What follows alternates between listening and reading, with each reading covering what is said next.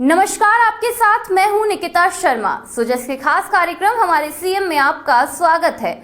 यहां आपको मिलेंगी मुख्यमंत्री श्री भजनलाल शर्मा के दिन भर के दौरों, कार्यक्रमों और जन कल्याण से जुड़ी महत्वपूर्ण खबरों की जानकारी। इन खबरों में होती है प्रदेश के हर क्षेत्र से जुड़े विकास और बदलाव की कहानी। आइए आपको दिखाते हैं वो तमाम खबरें जिनमें तेजी से बढ़ते राजस्थान के विकास की तस्वीर साफ दिखाई दे रही है। तो चलिए बढ़ते हैं उन खबरों की ओर। साइकिलों के साथ उप मुख्यमंत्री आवास पहुंचते युवा और सीएम श्री भजनलाल शर्मा का खास संदेश। उत्साह, ऊर्जा और विकसित राजस्थान के सपनों से भरा यह नजारा जयपुर में देखने को मिला। युवाओं ने जहां एक और ईंधन बचाने का संदेश दिया, तो वहीं दूसरी तरफ मुख्यमंत्री श्री भजनलाल शर्मा ने सरकारी भर्तियों, स्वरोजगार और कौशल प्रशिक्षण पर खास संदेश दिया। उन्होंने बता दिया कि विकसित राजस्थान का सपना सशक्त युवा शक्ति से ही पूरा होगा। बड़ी संख्या में युवा साइकिल चलाकर मुख्यमंत्री आवास पहुंचे। इसके जरिए युवाओं ने प्रधानमंत्री श्री नरेंद्र मोदी की अपील को आत्मसात करते हुए ईंधन बचाने का संदेश दिया। मुख्यमंत्री आवास पहुंचने पर सीएम श्री भजनलाल शर्मा ने इन युवाओं के साथ संवाद किया।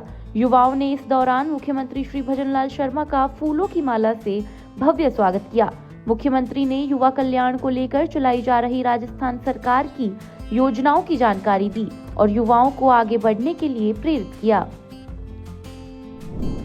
मुख्यमंत्री श्री भजनलाल शर्मा ने कहा कि हमारी सरकार ने पहले दिन से ही युवाओं के सपनों को साकार करने के लिए ठोस कदम उठाए हैं। युवाओं को सरकारी नौकरी के साथ प्राइवेट सेक्टर के लिए भी तैयार किया जा रहा है। मुख्यमंत्री ने इस दौरान राइजिंग राजस्थान में हुए MOU की भी जानकारी दी। 35 लाख करोड़ के और 9 लाख करोड़ के जमीन पर उतर गए।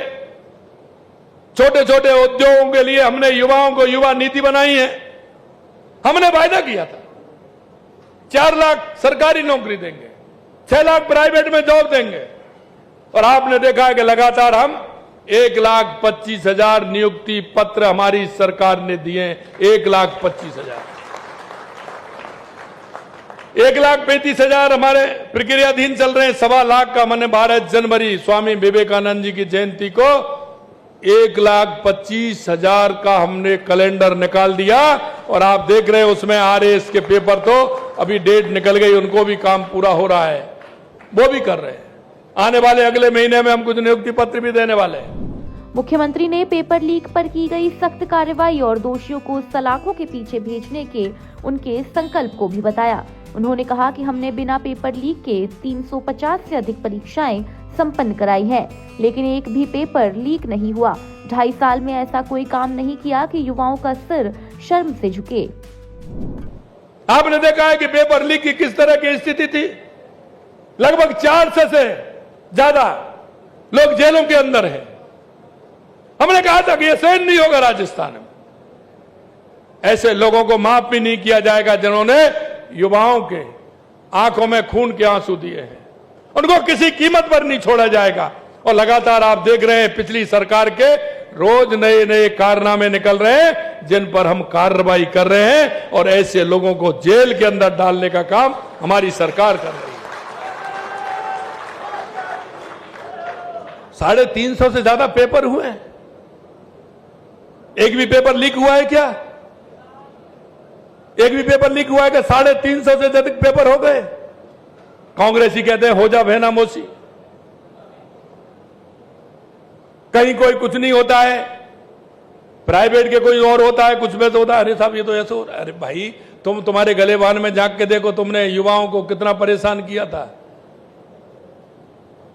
मैं युवाओं आपको विश्वास दिलाता हूं, और आपके माध्यम से मैं कहना चाहता हूं, आप गांव-गांव जाइए, युवाओं को विश्वास दिलाइए। जो हमने कहा है वो हम करके दिखाएंगे। कोई दुनिया की ताकत नहीं रोक सकती।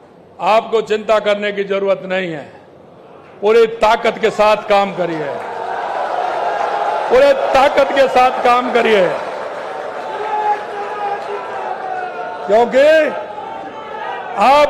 क्योंकि आपके अंदर ताकत है, हौसला है।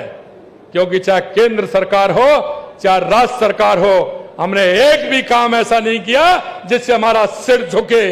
सामने वाले को जवाब दीजिए, पूरी ताकत के साथ दीजिए।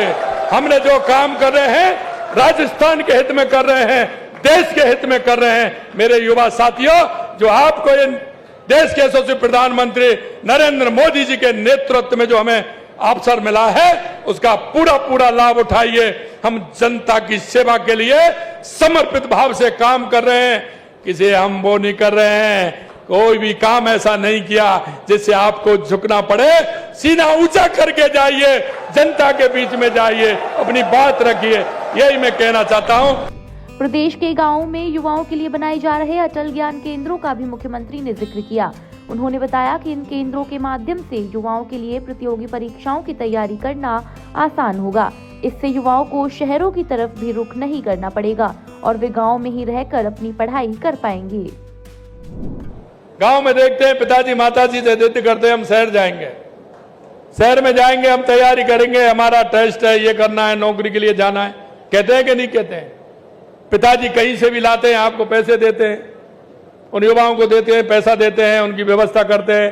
कोई मजा करके मकान लेता है, कोई हॉस्टल में रहता है, कोई कोचिंग करता है। करते हैं कि नहीं करते? इसलिए हमारी सरकार ने मेरा युवा गांव से चल करके नहीं आए, उस गांव में उसको सुविधा मिले, उसका पैसा खर्च नहीं हो, इसके लिए हमने कहा है कि हर पंचायत में अटल ज्ञान केंद्र खोलने का काम करेंगे। और उस अटल ज्ञान केंद्र में हमने चरणबद्ध तरीके से किया है। 2500 हमने घोषणा कर दी है, 2500 में हमारा काम चालू हो गया। वहां हमारा 2 आदमी भी रहेंगे, हम उसमें भी लगाएंगे। ई लाइब्रेरी होगी, ई मित्र की सुविधा होगी, और वहां के हर तरह के जो पत्रिकाएं आती हैं, पेपर आते हैं, उनकी सुविधा भी वहां होगी। 2 लोग आपको मिलेंगे, आपके पढ़ने की सुविधा वो करेंगे, पूरी तरह से आप वहां रहेंगे। तो एक तो आप जब यहाँ शहर में आते हैं तो कुछ हमारे युवाओं की दिशा भी भटक जाती है, ऐसे लोगों के बीच में आ जाते हैं, तो एक तो वो दिशा नहीं भटकेगी, माता पिता के साथ रहेगा और वो दलिया खा करके वहीं अपनी तैयारी करेगा और पेपर देने के लिए आएगा और पास होकर के जाएगा। इसके लिए हमने अटल ज्ञान केंद्र खोला है। कार्यक्रम में मुख्यमंत्री ने विश्वास जताया कि युवाओं की ऊर्जा, प्रतिभा और नवाचार से राजस्थान विकास की नई ऊंचाइयों को छुएगा। इससे प्रदेशवासियों का विकसित राजस्थान का सपना भी जल्द साकार होगा। सुजस के खास कार्यक्रम हमारे सीएम में आज के लिए इतना ही। फिर मिलेंगे मुख्यमंत्री श्री भजनलाल शर्मा के नेतृत्व में विकास की किसी नई कहानी के साथ। तब तक के लिए देखते रहिए सुजस समाचार। हमारे चैनल को लाइक, सब्सक्राइब और शेयर करना ना भूलें। धन्यवाद।